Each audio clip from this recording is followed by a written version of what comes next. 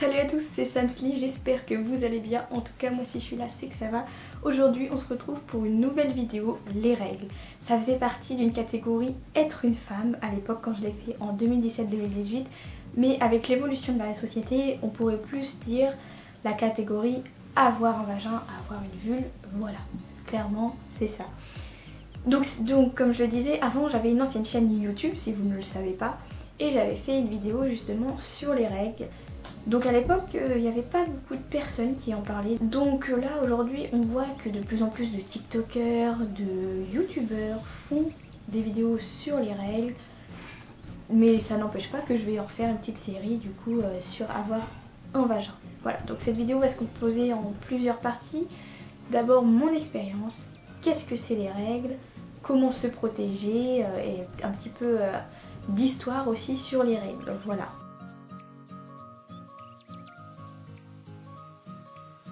Donc mon expérience, moi comme je vous l'ai dit à l'époque j'ai eu mes règles entre la 4e et la 5e et moi je savais pas ce que c'était les règles, donc c'était en plein été, c'était juste avant mon anniversaire. Du coup je vais aux toilettes et puis je vois que je saigne et je comprends pas pourquoi et j'étais toute seule chez moi parce que mon père travaillait. Et c'est là que j'appelle ma mère en pleurs et je lui dis maman je comprends pas, je suis malade, je sais pas, je saigne et tout. Ma mère qui était du coup chez elle parce que mes parents sont séparés, voilà. Et du coup elle fait mais non mais t'inquiète pas ma chérie, tu vas aller dans la salle de bain et tu vas aller chercher une serviette hygiénique. Et moi je suis comme ça au téléphone et je ne sais pas trop comment faire, je ne sais pas trop comment la mettre. Parce que moi à l'époque, on m'expliquait pas vraiment, genre on me disait j'ai des problèmes de femme, je peux pas aller à la piscine. Ensuite ma mère elle me dit là ça y est Morgane, tu es une femme.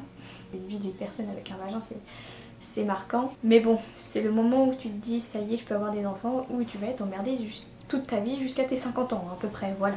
Donc pour en revenir sur les règles, déjà qu'est-ce que c'est les règles? C'est bien, je vous explique mon expérience des règles, mais bon vous savez toujours pas ce que c'est. Si vous êtes une jeune personne qui n'avait pas encore vos règles et vous dites oh qu'est-ce que c'est les règles, une vidéo qui parle des règles, tiens, je sais pas trop ce que c'est.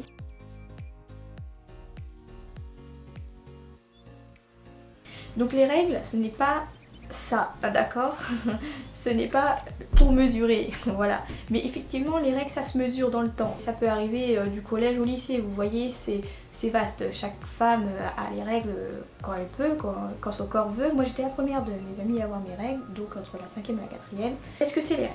Concrètement, les règles, c'est un écoulement de sang de votre ovaire, tout simplement. Je vous mettrai un schéma sûrement sur le côté. C'est un écoulement de muqueuse en fait, qui coule. Hop, et qui du coup ça atterrit dans votre culotte. On a deux ovaires, donc un mois c'est celui-là, un mois c'est celui-là. Donc en fois c'est un mois sur deux. Donc pourquoi notre ovaire littéralement se détruit tout seul finalement? Tout simplement parce que quand on arrive au stade des règles, notre corps est du coup préparé à avoir un enfant. Et si on n'a pas d'enfant, et ben il se détruit. Ça sert à rien en fait.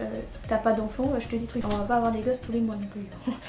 Mais bon, c'est pour ça que d'ailleurs que quand on est enceinte, les règles ça s'arrête totalement parce que vu qu'on a un enfant, et ça sert plus à rien de détruire parce que du coup là c'est un foyer habité. Genre en gros c'est comme un nid d'oiseau quoi, quand le nid est y a rien, c'est l'hiver donc hop ça se détruit, voilà. Les règles au niveau du processus un petit peu, pourquoi ça arrive tous les mois? Parce que environ on peut dire que ça arrive tous les 28 jours. Voilà, après c'est une estimation, il y a des personnes qui ne le sont pas pendant 2 mois, qui les ont toutes les 2 mois. Après ils sont réglés différemment mais en général c'est tous les 28 jours, voilà. C'est aussi, ça peut varier de 2 à 7 jours au niveau des règles. Après je parle pas des règles placebo, j'appelle placebo c'est-à-dire les règles avec une pilule, les règles au naturel sans pilule, avant de prendre une pilule. C'est généralement ça. Après il y a des femmes qui prennent la pilule, ça peut rester 3 semaines, elles ont leurs règles, après elles ont plus pendant 2 semaines, enfin c'est un peu compliqué les règles avec la pilule ou même si on n'est pas réglé. Après c'est normal, tant que ça ne dérange pas, tant que... Après si ça vous inquiète, n'hésitez pas à consulter.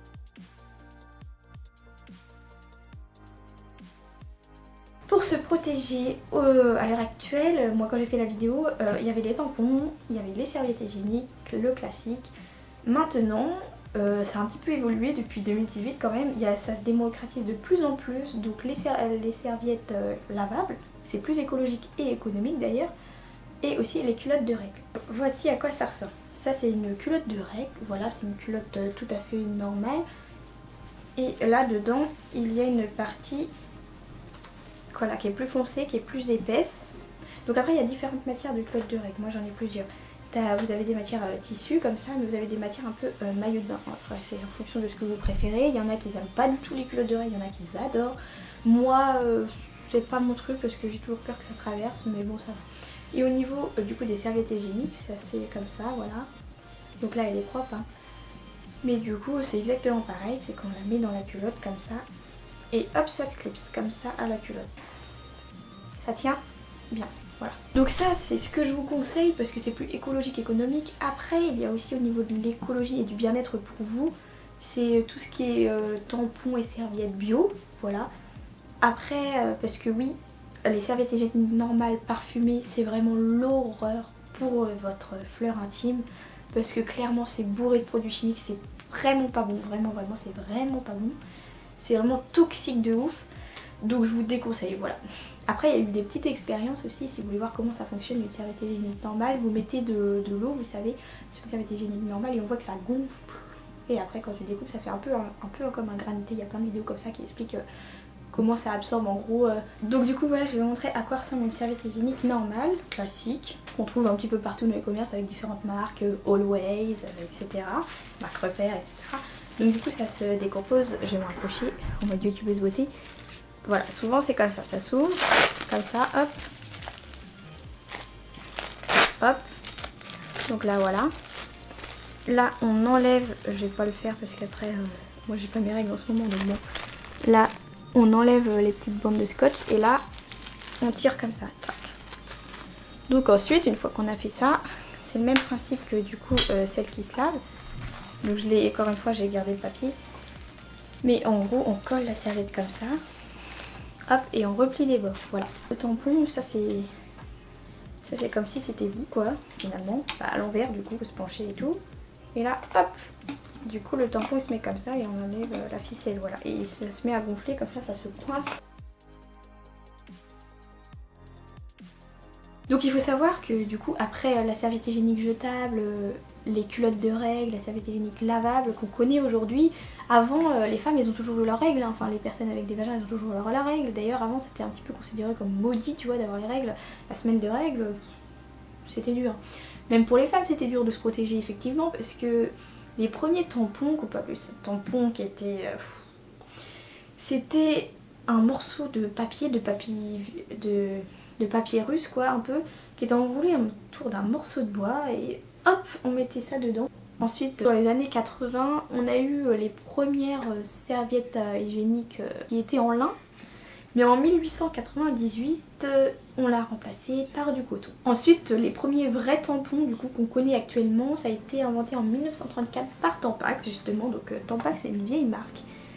Et du coup c'était réservé que aux femmes mariées parce qu'on considérait que se mettre un tampon, se mettre un corps étranger dans notre vulve, bah du coup ça enlevait la virginité. Sachant que la virginité est un concept encore une fois. Bon il faut savoir que du coup la cup a été inventée dans les années 30. Donc en 1963, et c'est assez tardif j'avoue, les femmes c'est que à ce moment là qu'elles peuvent acheter des serviettes et des tampons dans le commerce. Parce qu'avant c'était un peu de la fabrication maison hein, comme je vous l'ai dit, c'est grâce un petit peu à la guerre. Hein. Mais bon, grâce, c'est un grand mot. En 1970, là, c'est un petit peu la première serviette lavable. Et oui, ça existe depuis longtemps, mais c'est qu'aujourd'hui qu'on s'en sert. Durant, du coup, les années 70 à 80, les serviettes hygiéniques cessent d'évoluer. On commence à avoir le côté adhésif, les bords à rabat. Donc au niveau de l'histoire, il y a un petit peu cette fois plus des règles et non des protections. C'est qu'en fait, avant, on avait les personnes avec un vagin, elles avaient leurs règles assez tard, en moyenne vers 16 ans. Mais au fur et à mesure du temps, sans expliquer pourquoi, elles ont de plus en plus tôt. Parlons chiffres du coup.